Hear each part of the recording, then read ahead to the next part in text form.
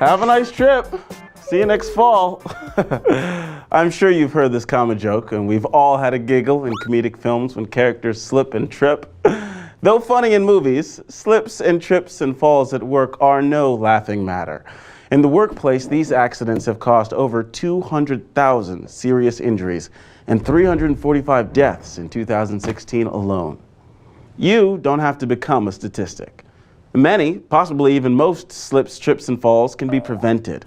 In this course, we'll learn more about what can be done to help you stay on your feet and stay safe. Now, before we get to the how-tos, let's take a moment to define some terms. What exactly is a slip, a trip, and a fall? A slip occurs when there is too little friction between a person's foot and the walking surface. Slips are often caused by spills, water, grease, dust, wood shavings, leaves, pine needles, and other debris that can make floors slippery. Highly polished or freshly waxed floors are also slip hazards. A trip is when a person's foot or lower leg hits an object and the rest of their body keeps moving. Trips are most often caused by clutter in aisles or walkways, extension cords, hoses, open filing cabinets, boxes. All of these are trip hazards. Trips can also be caused by uneven floor surfaces, unexpected drops, and gaps or cracks in walking surfaces. Both slips and trips result in lost balance. Lost balance often leads to falls. Falls to the same level, such as slipping on wet leaves and hitting the ground, can and do cause injury. But a fall from a greater height, such as off a ladder, down a flight of stairs, or from a platform, is even more dangerous. Injuries from slips, trips, and falls range from minor to the very serious. Sprains, strains, bruises, broken bones, cuts, and head injuries are all common. The good news is slips, trips, and falls and the injuries they cause are avoidable.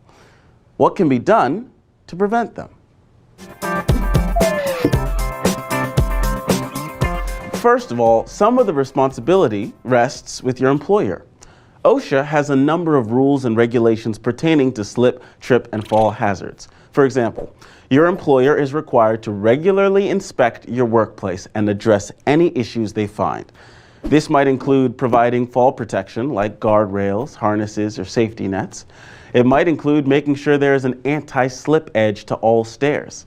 It definitely includes providing adequate lighting in all work areas and walkways.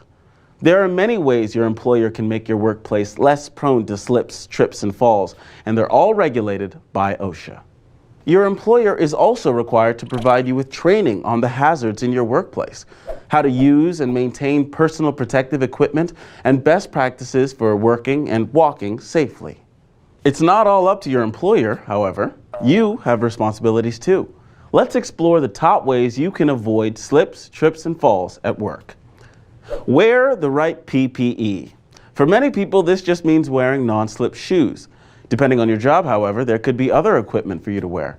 Proper use and maintenance of PPE is a must. Carrying too many items at once, looking at your phone, leaving sunglasses on when you come inside, and being distracted are risky behaviors that we're probably all guilty of on occasion. Being aware of your surroundings and maintaining visibility ensures you don't trip over an object that you couldn't see or didn't notice. Don't run at work. Take careful steps and be especially cautious on wet, icy, and highly polished flooring surfaces. When you lengthen your stride to run, you automatically increase your risk of slipping and losing your balance. Be extra careful on stairs. Use the handrail and watch out for slippery or uneven surfaces. Maintain a neat and tidy work area. Boxes blocking the hallway, loose papers strewn across the floor, extension cords zigzagging back and forth, open filing cabinets, and other clutter increase the risks of slips and trips needlessly. Show respect for your coworkers by keeping walkways clear at all times. This doesn't apply to everyone, but if you use a ladder at work, you must know how to do so safely. Before using a ladder, make sure it's in good condition. Do not use a ladder with cracks, warping, or other defects. Make sure the ladder is stable before you begin climbing. Use both hands to climb the ladder, and always maintain a solid center of balance. It only takes a second for an accident to happen. One careless moment, one bad decision, or one ill-timed distraction could put your health at risk. Slips, trips, and falls can happen anywhere. Don't take your health for granted.